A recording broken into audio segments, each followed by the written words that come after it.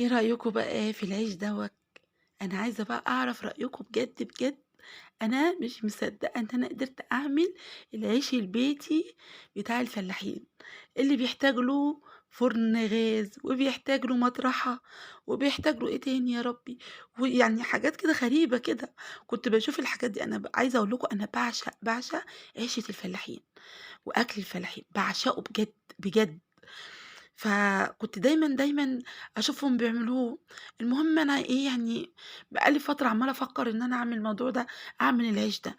فقُلت والله لا أجرّب في إيه، في كيلو دقيق مش أكتر، هو اللي أنا هاجرّب فيه.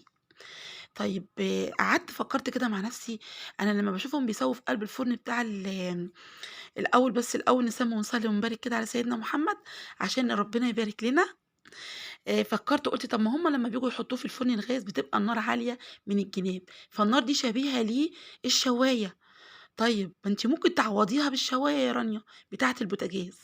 يالّا بقى نشوف إحنا عملناها إزاي بالشواية. هنيجي مع بعض هنا لكيلو دقيق هنحط له كوباية من المَيّة، عليهم معلقة من الخميرة، معلقة مليانة كبيرة من الخميرة، ومعلقة مليانة من السُكّر. أنا عشان المعلقة اللي معايا دي كانت صغيّرة أو ما كنتش مالياها كويس، فأنا حطيت تاني. المهم هُم معلقة ومعلقة، ما تزيدش عن كده. نيجي هنا بقى للدقيق بتاعنا، طبعًا الدقيق ده لازم يبقى دقيق أسمر. طب أنا هاحوّل الدقيق الزيرو لأسمر إزاي؟ الدقيق بتاعنا زي ما أنتِ شايفة أنا كده أنا عملت إيه، هاحط على الكيلو دقيق معلقتين بالعدد من الردة، معلقتين 2 بس، وهنحط معلقة كبيرة ممسوحة من الملح أو معلقة صغيرة مش ممسوحة، ماشي. هاقلّب كويس أوي الدقيق بتاعي. أنا والله لحد دلوقتي ما عارفة أنا عملت إزاي العيش ده. بانزل بقى هنا دلوقتي بالخميرة بتاعتي أول ما بدأت تطلّع فقاقيع، ما باستناش زي ما أنتم عارفين، وبانزل دلوقتي إيه باعجن.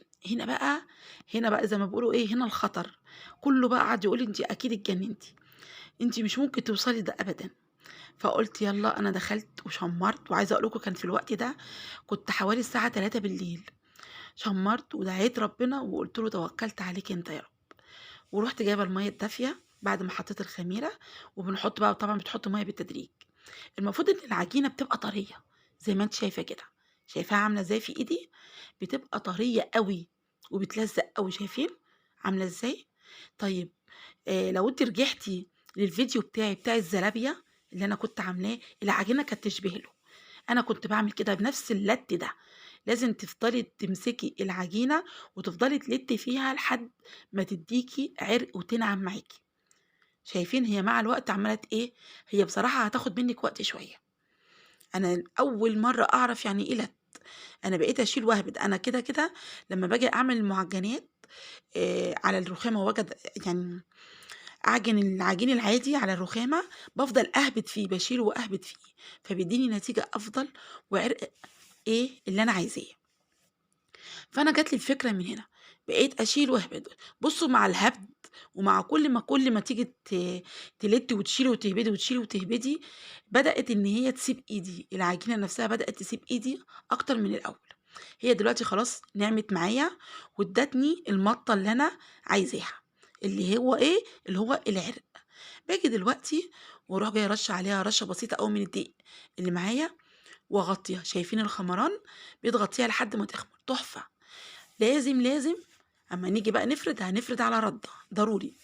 طيب يالّا بقى، يالّا يا ست بقى الكل بقى يا شاطرة أنتِ وهي عشان ندخل على إيه، على التقيل، إيه هو؟ التقريص. طب التقريص بقى شايفين العجينة عاملة إزاي في إيديّا؟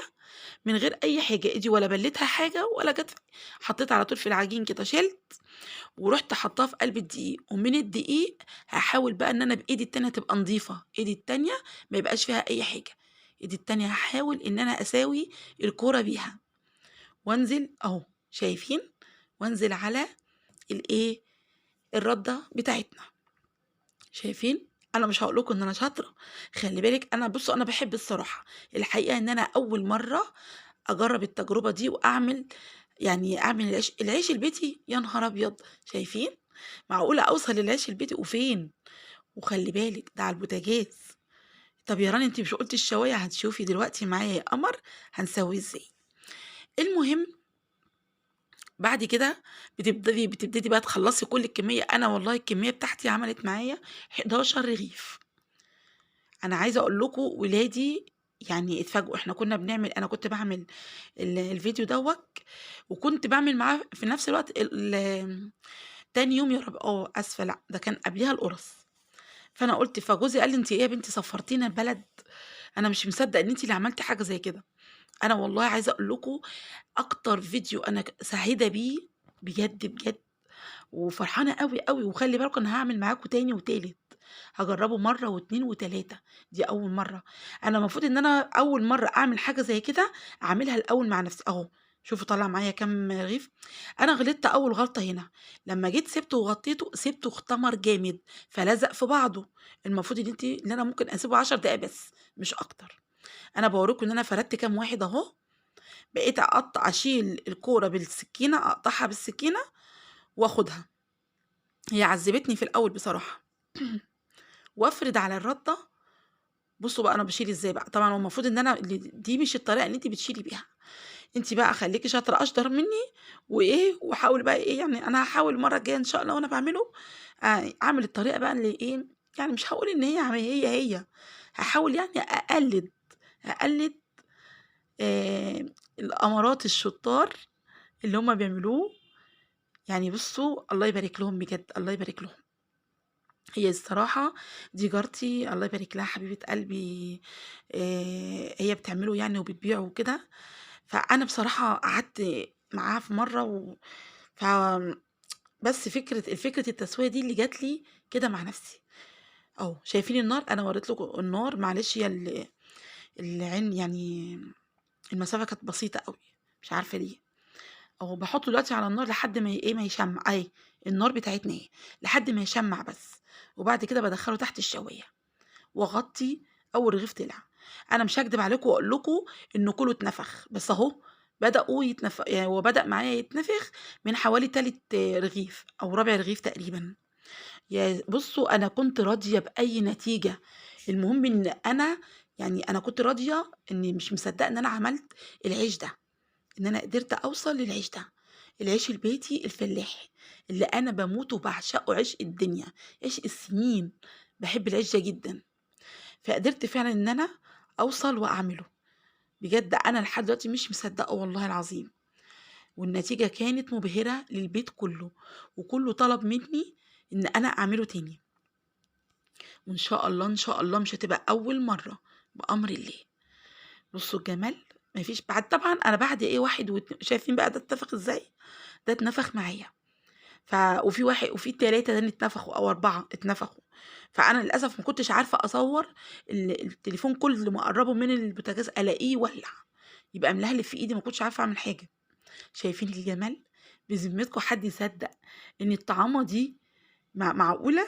أنا والله صدّقوا أنا مبهورة برانيا. بأمانة أنا مبهورة برانيا.